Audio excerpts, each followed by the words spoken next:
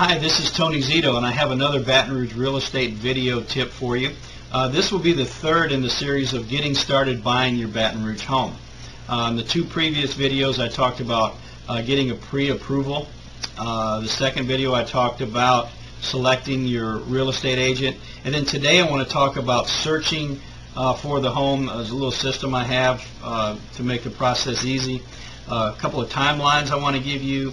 It takes typically about 60 days to do it the way that I'm getting ready to describe, and that's from when you actually start the process to when you get to the closing table and move in your house.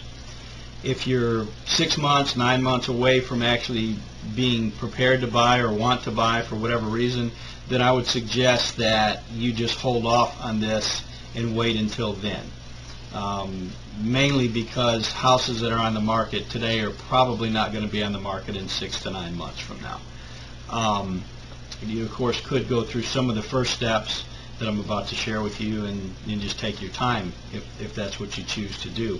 One thing I want to tell you is that from when you negotiate the purchase agreement on your home, from the date that either your offer is accepted or you accept the seller's counter, look at about a 4 to 6 week time frame. It could probably be done quicker, but don't forget the stringent guidelines going on in the lending world today. Underwriters are taking a lot longer to underwrite loans. So just to keep some stress off yourself, maybe allow 6 weeks. And that's once you have a pre-approved loan or going through the other steps, that I suggested. Okay, first place you want to start is get your realtor to start sending you email updates every day of the newly listed homes that meet your criteria.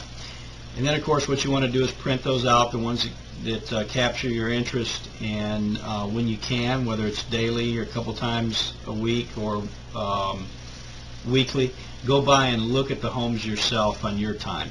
Of course you're going to look at a lot of the pictures online and that sort of thing, which you may be able to go through somewhat of a process of elimination at that point. But you want to go drive by them, look at the neighborhoods, look at the area, see if it's, if it's close to your work, church, shopping, whatever, if you're comfortable with that. Then establish your areas, keep the listings that you like, that you want to go see. And then once you've done that, then go ahead and make an appointment with your agent and go look at them. Now, one thing I want to point out to you, don't solely judge the house by its outside. A lot of times you'll walk into a house and the floor plan just fits so well, and you may not have liked something about the yard or the house, the front of it, whatever the case may be. Also, if you see that to happen and you like the area, maybe look at some landscaping things that you can do to make it more appealing to you on the outside. Don't judge the house, don't judge the book by its cover. Now, of course, I'm not talking about things like if you want a traditional style home and it's a Tudor, well, then obviously you're probably not going to be interested in that. Another thing I want to point out to you is don't look for the perfect house. There are going to be some things probably in every house that you don't care for, but you know that. Another thing that I want to reiterate and point out to you is that homes in the Baton Rouge market are selling for an average of 97.5% of the asking price. So again, if you're looking to get something for 20% or 15% less than what they're asking for, chances are that's not going to happen, and you're just going to get very disappointed. Even in a HUD home situation or foreclosure, a lot of times the banks just hold them right up to what they're really worth. Now, let's say for instance you're looking at a $150,000 home that is in tip-top shape, and you find one for $120,000, well, chances are it's going to need $30,000 worth of work. And where you really come out in that kind of house is if you could do the work yourself, then you would probably purchase some equity.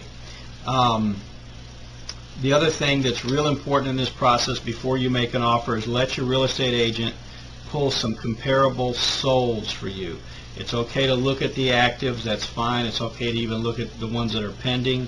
But what you want to see is the sold price. You want to compare the amenities.